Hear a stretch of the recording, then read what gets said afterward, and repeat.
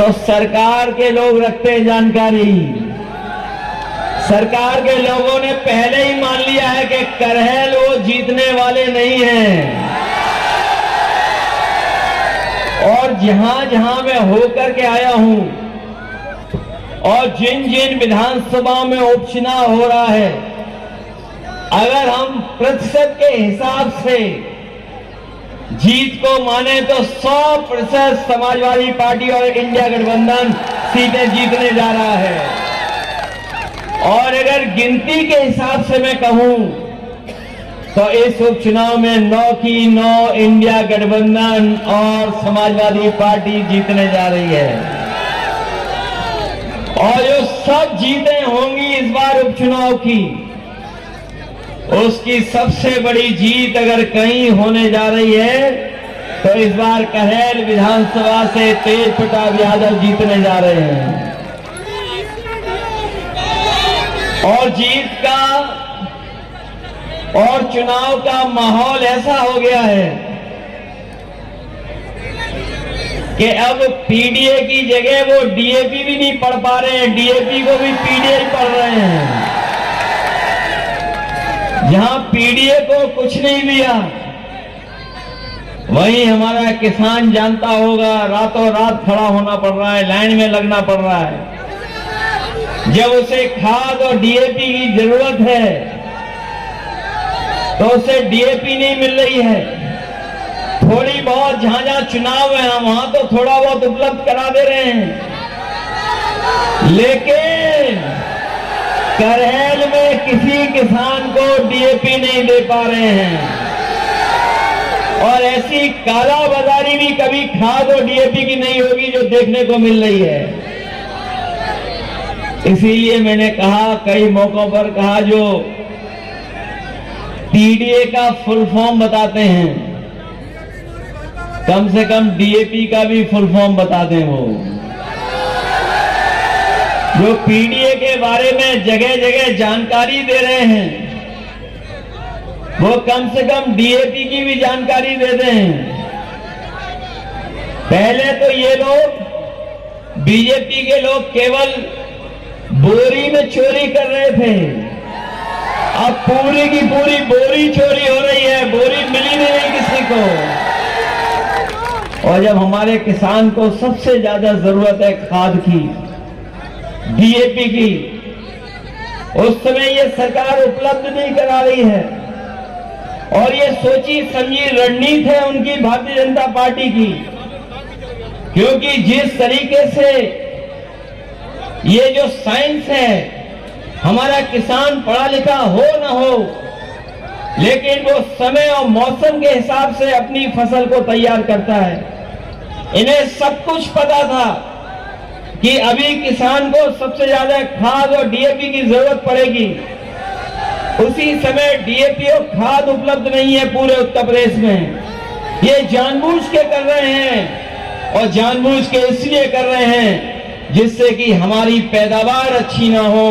और जब पैदावार अच्छी नहीं होगी तो ये भारतीय जनता पार्टी अपने उद्योग, जो बड़े बड़े कारोबारी हैं, उद्योगपति जो मित्र हैं, उनसे बाहर से मंगा करके अनाज हमारे पूरे बाजार से मुनाफा कमाना चाहते हैं। ये डीएपी खाद इसलिए नहीं उपलब्ध करा रहे हैं क्योंकि बीजेपी के लोग अपने उद्योगपति मित्र से बाहर से चीजें मंगाएंगे। जब पैदावार कम हो जाएगी तो ये चीजें बाहर से मंगाई जाएंगी, उन्हीं के मित्रों को मुनाफा होगा। और आज जब हम लोग बाजार देखते हैं तो महंगाई कहां पहुंच गई है। जहां हम लोग त्योहार में खुशियां मनाते हैं, हमारी महंगाई ने हमारे त्योहारों को भी बर्बाद कर दिया। जहां खुशी मनानी थी वहां दुखी होना पड़ रहा है। जिस तरीके से त्योहार हम लोग मनाते थे, आज महंगाई के कारण हम लोग त्योहार भी नहीं मना पा रहे हैं। और न केवल महंगाई बल्कि हमारे नौजवानों की नौकरी और रोजगार भी छीन लिए। मैं अपने नौजवानों को बधाई दूंगा, और खासकर पढ़े लिखे नौजवान जो प्रयागराज में आंदोलन कर रहे थे, वो अपनी मांगों को लेकर के बैठ गए एक दिन, 2 दिन, 3 दिन, 4 दिन उन्हें बैठना पड़ा, लेकिन सरकार को अंतोगत्वा झुकना पड़ा है। ये सरकार नौकरी देने वाली नहीं है।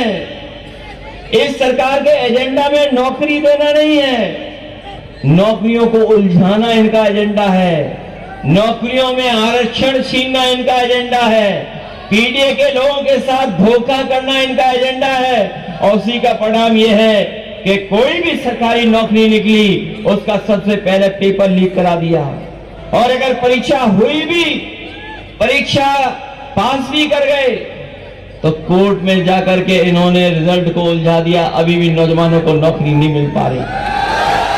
हाल ही में आप जानते होंगे जब भर्ती हुई और इस सरकार ने कहा कि हम रिकॉर्ड बनाएंगे, रिकॉर्ड भर्ती करेंगे, 2 दिन परीक्षाएं कराई और आंकड़े निकलवा करके आप देख लेना, 30% नौजवान केंद्र में ही नहीं पहुंच पाया।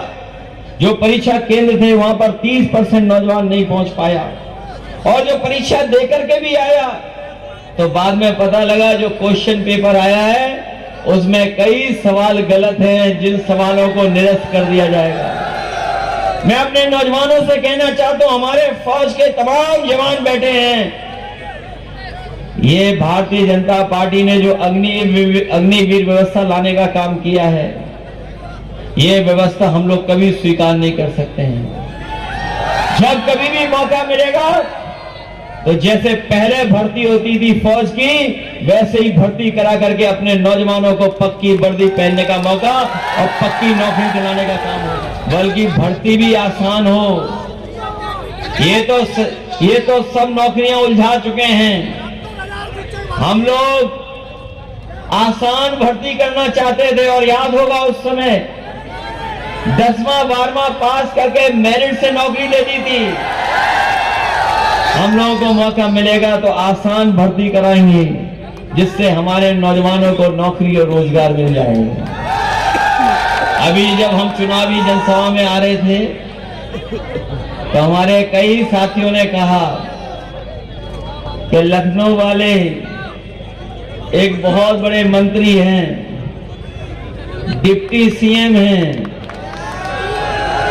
उन्हें पता लग गया कि सभा में कोई नहीं है, सभा ही कैंसिल कर ली, सुनने में आ रहा है। ये सभा कैंसिल नहीं की है, ये अंदर ही अंदर भारतीय जनता पार्टी के जो मुख्यमंत्री हैं उनकी कुर्सी गिराने के लिए सुरंग खोद रहे हैं। ये बीजेपी वाले और हमारे योगी जी बारूद की सुरंग खोद रहे हैं, और उन्हीं के अपने लोग उनके नीचे नीचे कुर्सी कैसे छीन लें उसके लिए सुरंग खोद रहे हैं। अभी जो नारा दिया था, जो अंग्रेजों से नारा इन्होंने चुराया, डिवाइड एंड रूल नारा, बांटो, और ये जो नारा दिया इन्होंने, ये नारा अंग्रेजों से सीखा इन्होंने। जो लोग थोड़ी बहुत अंग्रेजी जानते होंगे, डिवाइड का मतलब तो जानते होंगे, डिवाइड का मतलब तो जानते होंगे, इसीलिए इन्होंने नारा दिया। ये अंग्रेजों से सीख करके दे रहे हैं। जहां अंग्रेजों ने बांट करके राज किया, उन्हीं के वचन वंशी हैं ये, उन्हीं के विचार वंशी हैं ये लोग जो बांटना चाहते हैं। लेकिन पूरे उत्तर प्रदेश की जनता सौहार्द को पसंद करती है, वो बंटने वाले नहीं हैं, वो बांट करके राजनीति करना चाहते हैं। हम समाजवादी लोग पीडीए का नारा देकर के जोड़ करके राजनीति करना चाहते हैं। उनके नकारात्मकता है, हर नारे में नकारात्मक है। उनका एनडीए ही निगेटिव है, एन फॉर निगेटिव, और एनडीए में लगा है सबसे आगे, एन लगा है, वो निगेटिव है, नकारात्मक लोग हैं। हम समाजवादियों का पीडीए है, पीडीए मतलब प्रोग्रेसिव है, पॉजिटिव है। हम लोग काम कर करके, जनता की सेवा कर करके सरकार बनाना चाहते हैं। ये जनता को धोखा दे करके सरकार में बैठे रहना चाहते हैं। ये आए थे अभी मुख्यमंत्री जी, बहुत कुछ कह के चले गए, लेकिन वो जानते नहीं हैं हमारे प्रत्याशी का नाम भी ढंग से नहीं पढ़ा उन्होंने। अगर वो नाम भी ढंग से पढ़ लेते तो ऐसा भाषण दे करके नहीं जाते। उनका नाम है तेज और पीछे लगा है प्रताप। तो बताओ कौन जीतने जा रहा है यहां पर? और हो ना हो कम से कम विधानसभा में ये पहुंचेंगे, ये अपने कद की भी नपाई कर लेंगे मुख्यमंत्री जी के संग। और हम तो विधानसभा में रहे हैं, मुख्यमंत्री से 1 इंच बड़े हैं ये। लेकिन जब ये सभा देखी होगी उन्होंने, हालांकि वो वस्त्रों से योगी है, विचारों से योगी नहीं है।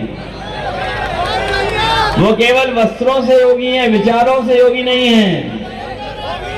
और ये जो जनता देख ली होगी, अब इसके बाद योगी करेंगे, इसके अलावा दूसरा कोई काम नहीं करेंगे। ये जो जन समर्थन दिखाई दे रहा है और करहेल की जनता जो हमेशा समर्थन दी है, ये ऐतिहासिक परिणाम देने जा रही है जनता। मैं पहले मीटिंग में भी कहा, इस बार करहेल का चुनाव जीत का रिकॉर्ड बनाने जा रहा है। ऐसा कोई वर्ग नहीं है, ऐसा कोई समाज के लोग नहीं बचे जो आज समर्थन न दे रहे हों। हर वर्ग के लोग समर्थन दे रहे हैं और पहले भी बहुत अच्छे वोटों से जिताया था। इस बार हमें पूरा भरोसा है, सबसे अच्छे वोटों से तेज प्रताप यादव को जिता करके भेजेंगे। न केवल यहाँ का कार्यकर्ता तैयार है, बल्कि पूरी जनता तैयार है समाजवादी पार्टी को जिताने के लिए। इसलिए जिताओगे आप लोग, और जिताना इसलिए कि इस बार समाजवादियों ने बीजेपी का मुकाबला किया है। ये जो आज बहुमत की सरकार दिल्ली में नहीं है, ये समाजवादियों की देन है।